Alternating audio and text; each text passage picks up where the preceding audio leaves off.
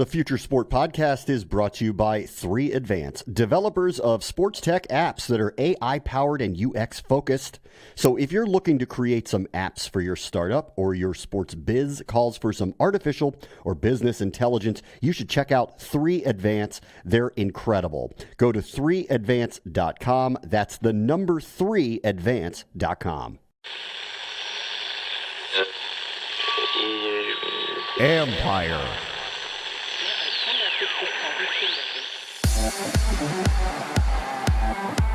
Tennis is already global, but how does it truly modernize? We have been ahead of the curve in certain areas and behind the curve in other areas, but ahead of the curve because I think we are the first sport to have gone totally digital in the Chinese market, for example. That's Micky Lawler, president of the Women's Tennis Association. It's not just the U.S. they are open to.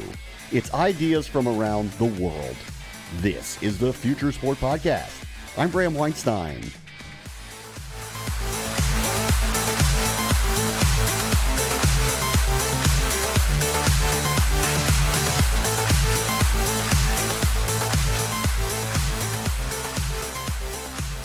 So the final major of the tennis season is in full play up in New York as we tape. And Micky Lawler is ready to watch a new American champion get crowned and discuss the not-too-distant future that one day she's going to have to engineer life without the Williams sisters. Plus, we'll have an in-depth look at how the sport intends to use technology to attract more fans from around the globe. You know, tennis stars are really marketable. NBA players are as well, but they've been jumping headfirst into investment and innovation, and we'll check in on the latest from their summit. But first, the future is now.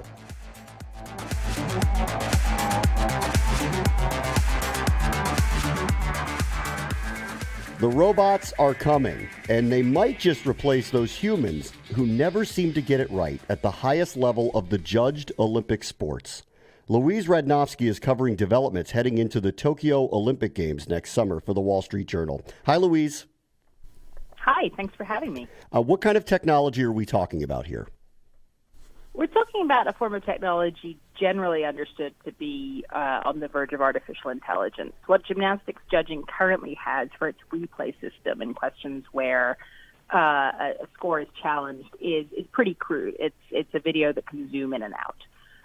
And what they are going to adopt for the 2019 World Championships and potentially then deploy at the 2020 Tokyo Olympics is a form of video that allows you to look at something in three dimensions from all angles, measure the angle of, for example, a gymnast's legs relative to the rest of their body, the height that they get, all of these things that are qualitative measures of how well a particular skill or a set of skills was performed.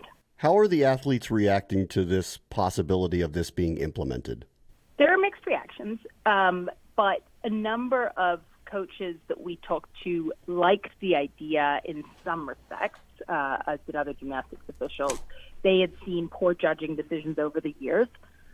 They had complained that there were too many judges that couldn't tell the difference between 3 twists and 4 twists, or 2.5 twists and 3.5 twists. And to be fair, some of these routines are moving very quickly, and within them, the particular elements are absolutely mind-boggling, as anyone who saw Simone Biles' triple-double would understand. It's very, very hard, except in slow motion, to track what exactly is going on there. So they saw the potential application to be really useful. The concerns that I heard were mostly about speed of competition, which already has delays as you wait for a human judge to score. The concern being that adding a sort of form of VAR would slow things down even more. And the other main issue is transparency. While there was certainly an understanding that robots could be more objective than humans, there's always the question of who's programming the robots effectively, whether you have faith in the International Gymnastics Federation running a competition not to use the robots to manipulate things even more.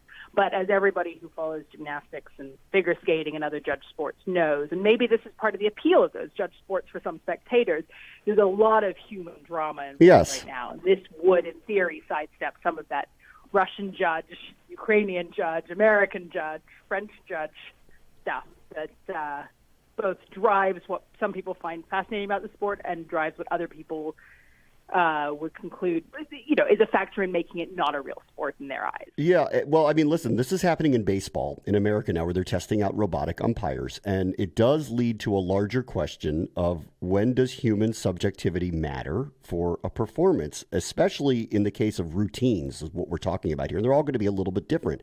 The machines obviously can deduct for missed landings and poor form and all of that stuff, but how would it account for artistic enhancement? Well, I thought that the resistance was going to be really strong on the grounds of artistry, and I didn't find that in gymnastics. I did poke around a little bit on figure skating and find more concern there, where the routines are much more about telling a story. In gymnastics, there's a little bit of a curb on telling a story. Men don't actually use music at all in their floor routines. Women do, but they're not allowed to do the same kind of dramatic costume effects or makeup, for that matter, that figure skaters do. And so when I talked to a coach who really was renowned for the dance programs that she had put together over the years, Val Condesfield of UCLA, who did that Caitlin Ohashi routine that went viral and a whole lot of people saw earlier this year, I assumed she was going to tell me that she thought this was a terrible idea, and she said it was great in her eyes. She said that the objective criteria for artistry and gymnastics are whether you're creating clear pictures and whether you're keeping a choreographic flow, whether you're keeping the audience engaged. And she figured her routines were calibrated that they could achieve that standard with humans, but they were also so well calibrated that they could convince robots that they'd hit that standard too. Well, the judges very rarely speak about their decisions, and we know the robots won't. So that's one change that will not happen in the Olympics, regardless of what the result is of who gets the medals and who doesn't. Louise Radnofsky of the Wall Street Journal. Thank you, Louise. Of course. Thanks so much. Up next, WTA President Micky Lawler on how tech will train the stars who follow the Williams sisters. This is the Future Sport Podcast.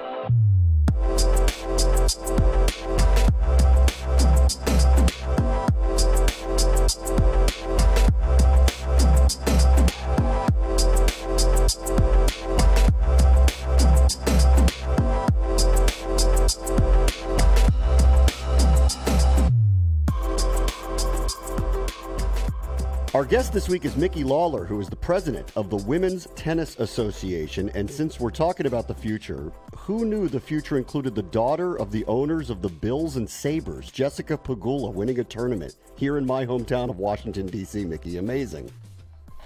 It is amazing. That was quite a win.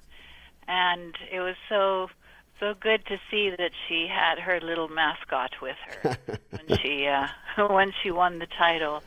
This beautiful little Australian shepherd came on court to congratulate her. It was an amazing moment. We'll get into the future of the play in a moment, but we're here to talk about the tech, and I want to talk about the future of the sport in terms of content. Let's start there. I mean, obviously there's been a digital wave. What has that meant for women's tennis? It's represented an incredible opportunity for women's tennis because for as long as I can remember being in the sport of tennis, the most outstanding part of tennis is the stories that the athletes have, and they've been driven by something remarkable, remarkable youth, remarkable experiences, things that happened in their lives, places where they grew up, and tennis represented an opportunity to show what they were made of. And those stories were always hard to tell because, you had the live action on television, and time was and is very valuable on the linear platforms. So either you went to an event and, you could see the players in action, but it was really hard to adopt the Olympic model, which is that when the Olympics happen, there's a huge amount of resources invested into telling the stories of these athletes who are all pretty much unknown. So in a very fast amount of time, in a very short amount of time, you have to tell the athlete's story. So that's the opportunity that it gives us. We can go much deeper into the sport, and so that is a great thing. Has the sport been ahead or behind the curve in this way with serving their fans?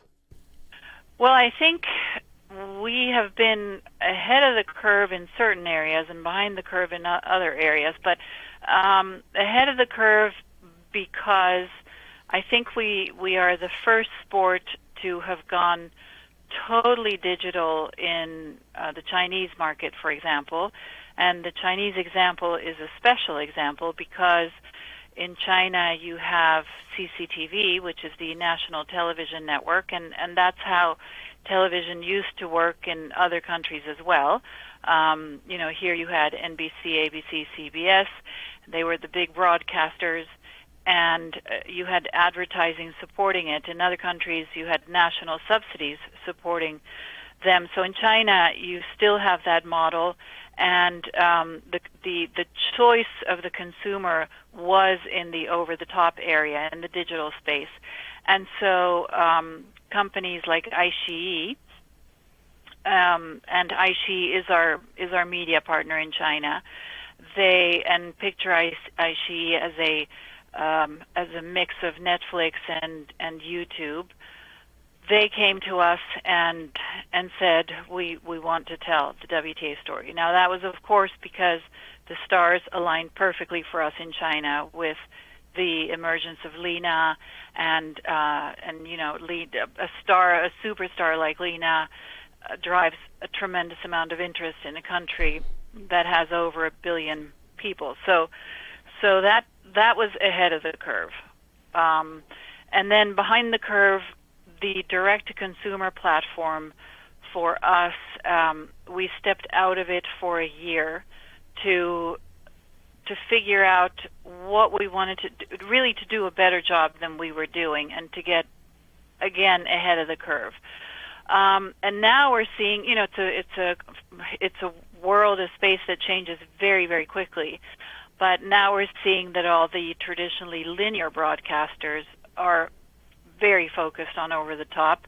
So the direct-to-consumer space is again hard to figure out because you want to protect the rights that the broadcasters who are paying you the rights that they've bought, and you want to service them as well as possible, but you also want to serve the super fan.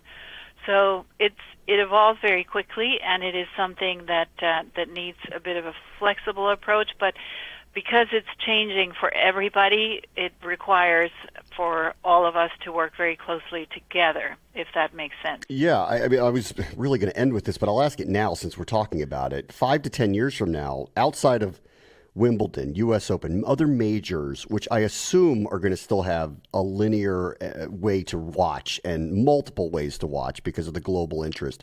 How are people going to watch your sport? Yeah, they're going to watch it everywhere. They're going to watch it on television. They're going to watch it on OTT because, here in the States, for example, if you're a Verizon subscriber, you can watch it on your television, and you can watch it on your computer and on your mobile device. I think that what is going to evolve is the data cast.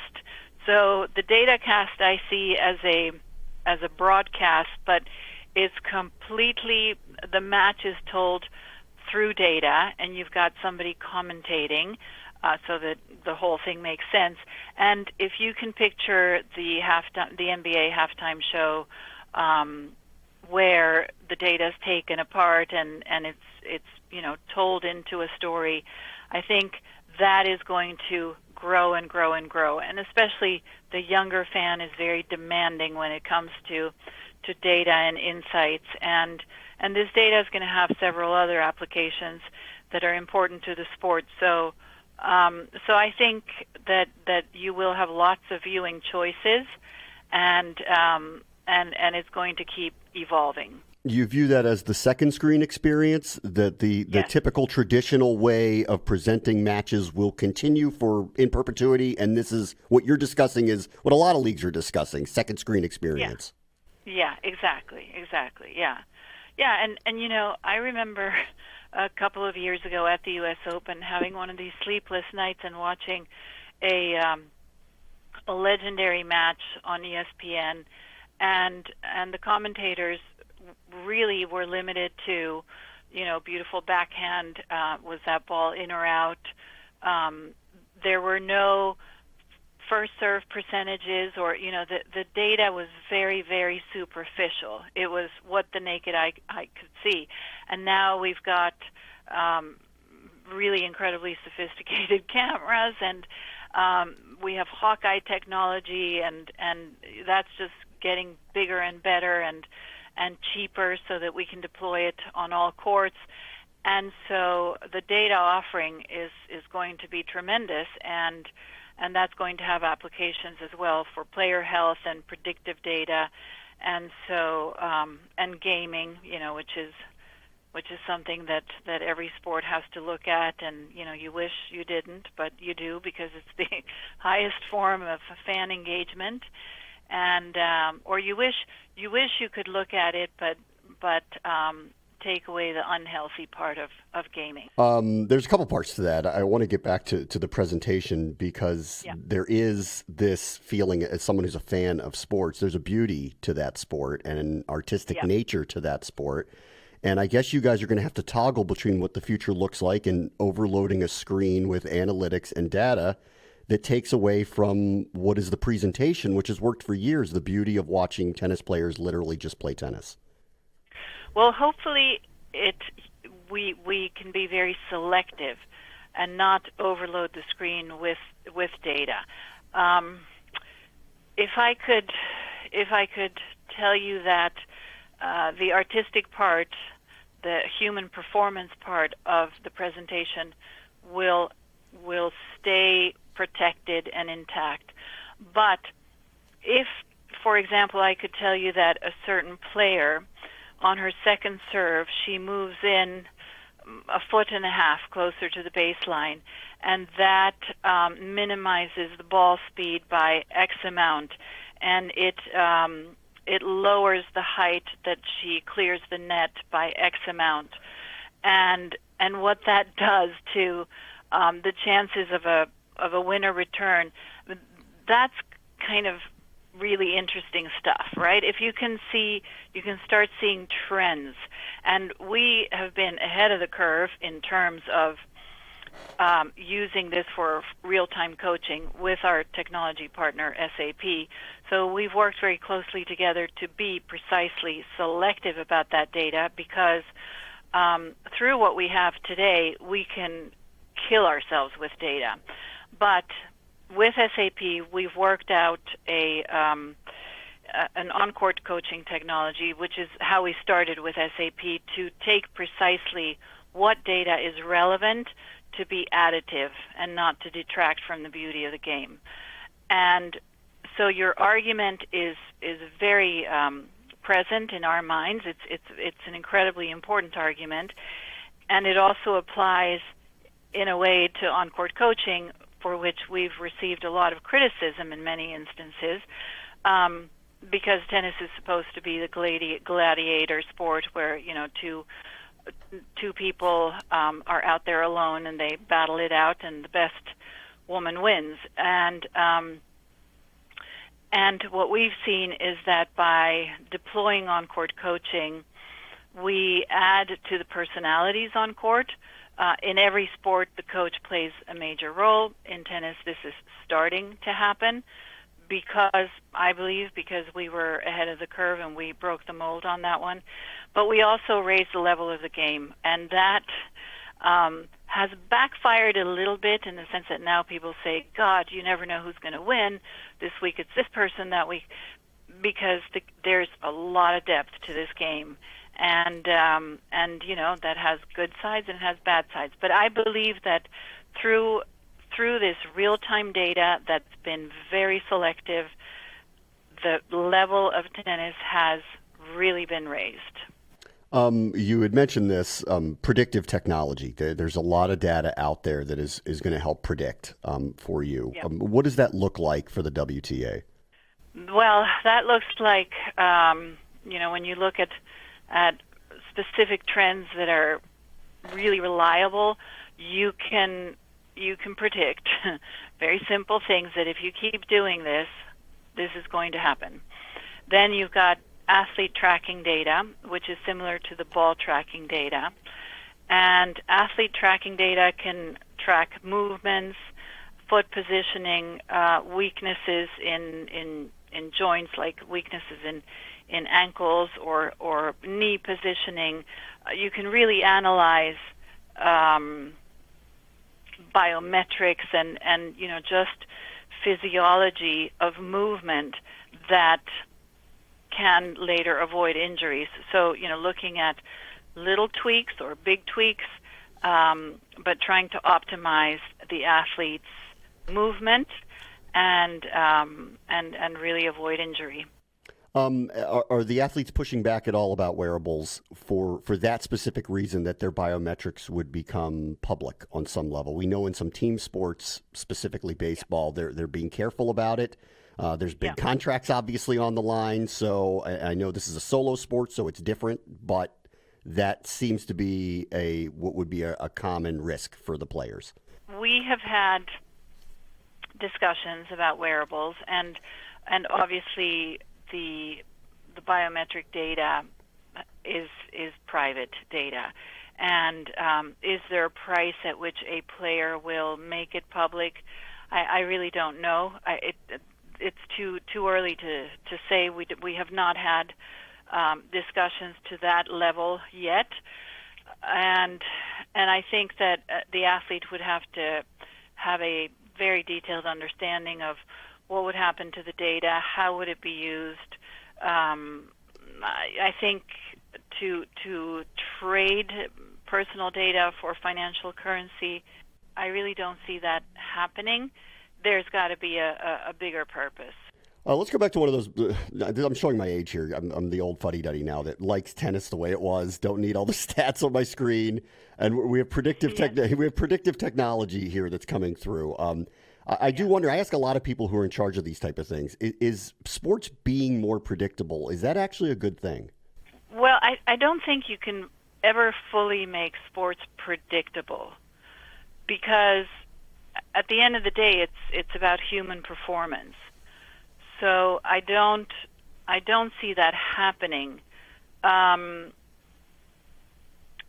Today, there's a lot of information about past performance that enables the fan to predict present or future performance. So the odds are based on that kind of data.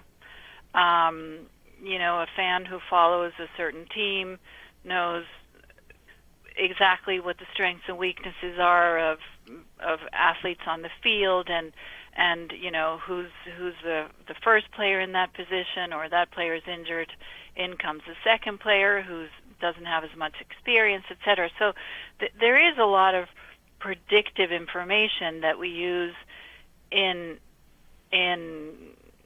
engaging in sports, but I think that kind of makes it more interesting, because there's always the human factor that you can't account for. So, it's never going to be a prescribed outcome because you've got all this information. Does that make sense? It does. At least that's how I see it. I believe in the human spirit, too. I'm with you on that. In terms of next players on the tour at the amateur levels around the world, how are you seeing training techniques changing as we modernize the way athletes come into prominence? So that's a very interesting question, because I think that basically training is training, and I think that it's about honing in on your skills and working hard. I don't think there's a way around that at all. I do see that there's much more camera work, video playback, discussion and analysis about that. I do see that the SAP data set that a coach can look at after a match as well as during a match, I do see that being discussed a lot, and that's also discussed a lot for opponents. So, there's training, but that used to be, if you were playing a left-handed player, as a right-handed player, you'd go practice against a left-handed hitting partner or player. So those techniques are still, they're just more sophisticated in terms of technology. There's more technology out there.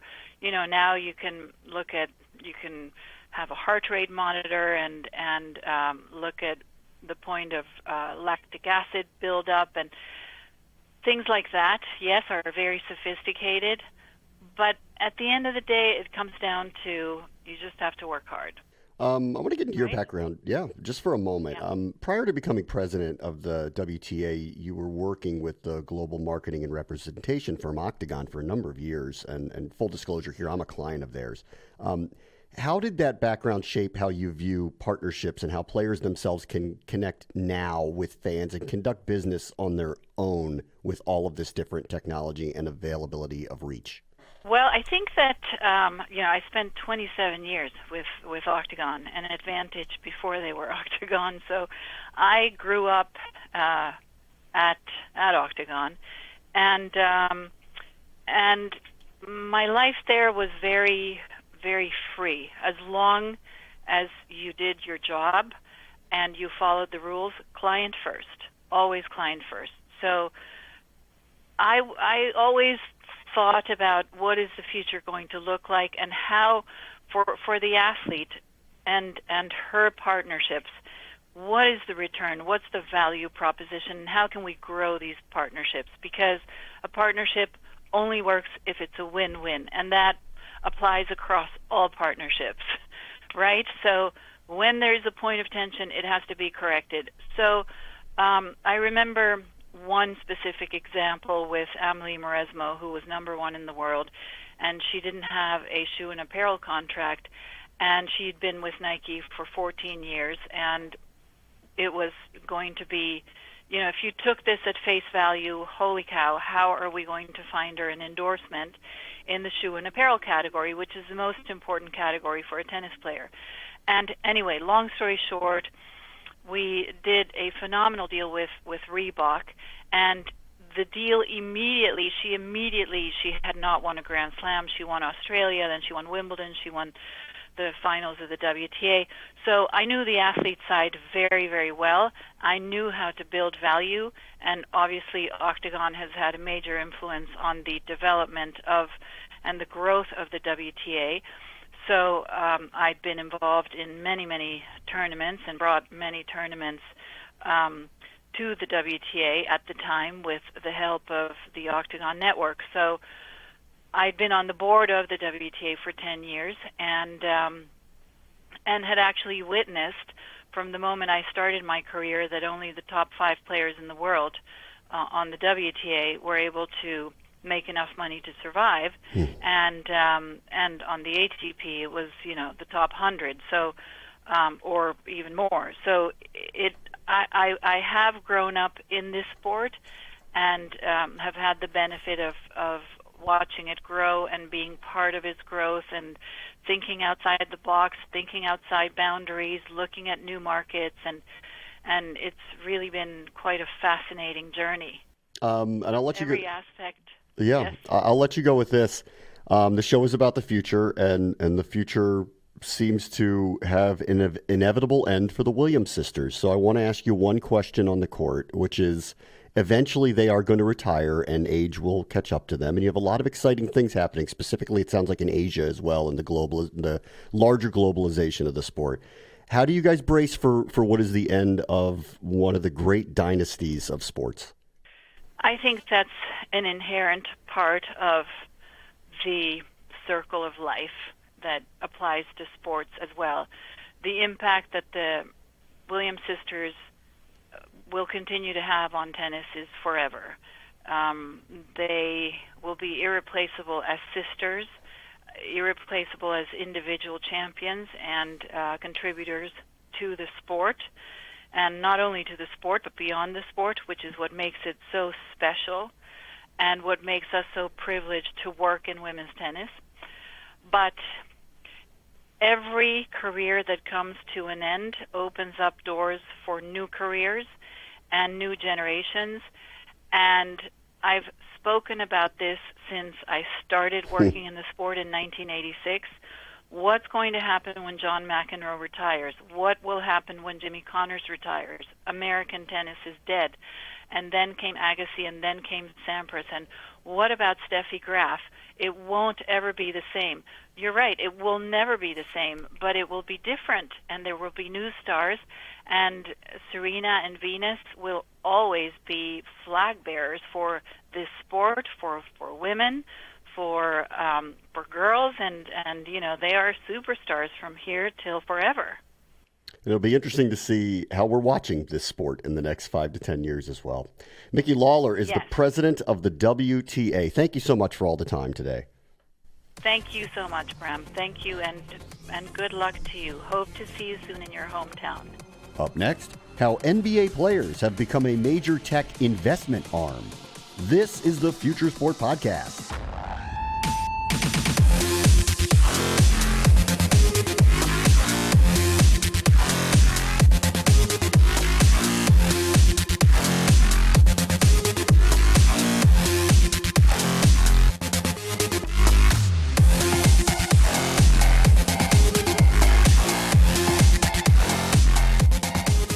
Future Sport Podcast is brought to you by 3 Advance. So let's take a moment to thank our friends at 3 Advance. These guys are ranked one of the nation's top app developers. Their user experience and cloud expertise has helped grow a bunch of sports tech startups, including Team Builder, T-Box Tour, and In-Game Fantasy. So if you're looking for a development partner to bring your future sport tech to life, look these guys up. Go to 3advance.com. They're the team to make it happen, and advance you will. That's the number 3advance.com, and tell them Future Sport sent you.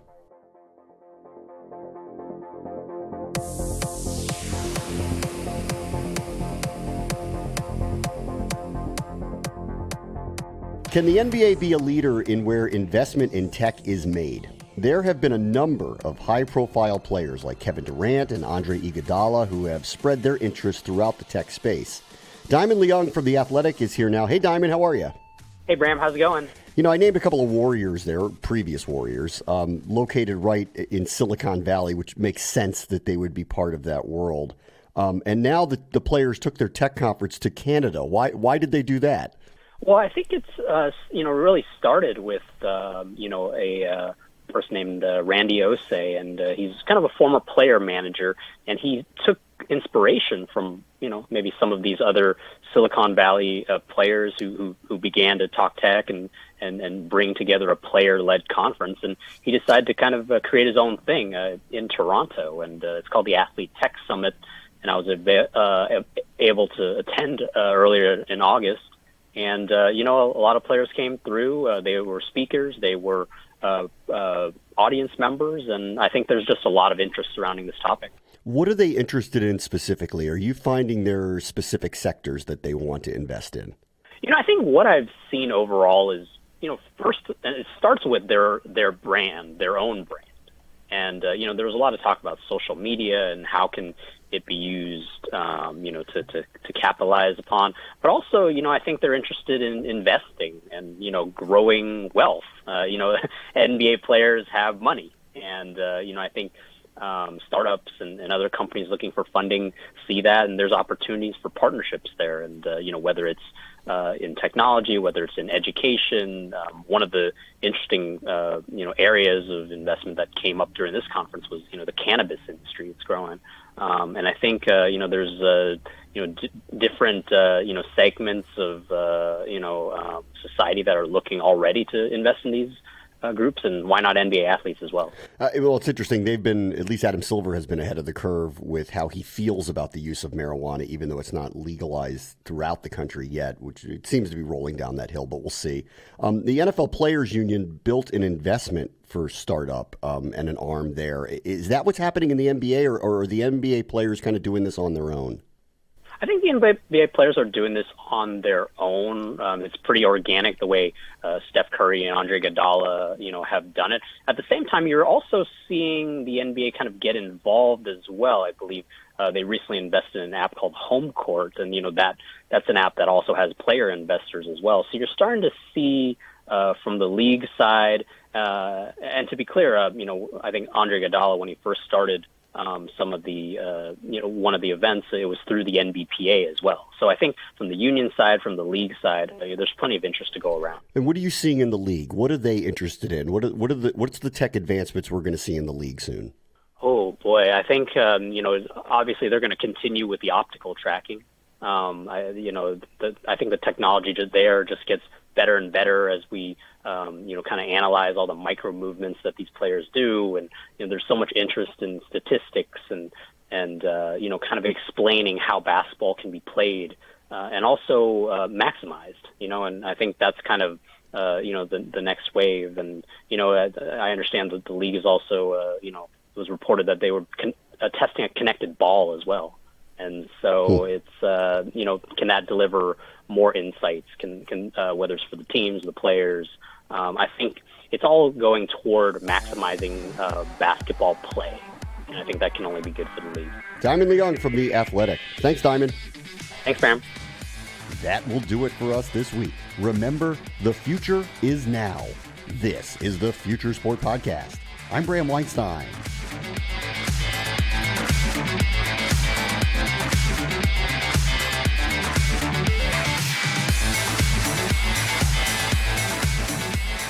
The Future Sport Podcast is brought to you by 3Advance, developers of sports tech apps that are AI-powered and UX-focused. So if you're looking to create some apps for your startup or your sports biz calls for some artificial or business intelligence, you should check out 3Advance. They're incredible. Go to 3advance.com. That's the number 3advance.com.